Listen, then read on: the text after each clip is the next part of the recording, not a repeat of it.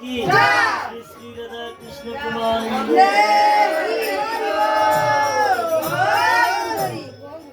রাজবাড়িয়া লোকনাথ ধামে 18 জানুয়ারি রবিবারে গীতা পাঠ করবে প্রদর্শন দেবনাথ।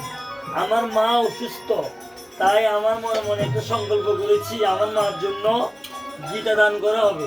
108টা গীতা দান করবো আমার মার হাতে প্রদর্শন দেবনাথকে, মানে গীতা দান করবে আমার মা। আমার মা বলেছিল আমি তো অসুস্থ, আমার জন্য একটা গীতা পাঠ দে। তো গতকালকে একটা বৈষ্ণব সেবা দিয়েছি, তো 18 তারিখে গীতা পাঠ দেবো আমার মার জন্য। মানে মা চলে গেলে গীতা পাঠ দিয়ে লাভ কি, থাকা অবস্থায় মানে গীতা পাঠ দিচ্ছি একটা বড় আয়োজন, 1000-1200 লোকের আয়োজন। আমরা সবাই গেলে আমি খুশি হবো। 18 তারিখ একদম রবিবার,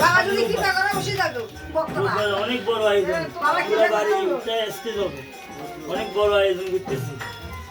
আমি অন্নদান করবো সবাইকে, অন্নদান হবে, গীতা দান হবে, বস্ত্র দান হবে, উদ্দেশ্যে আর কি।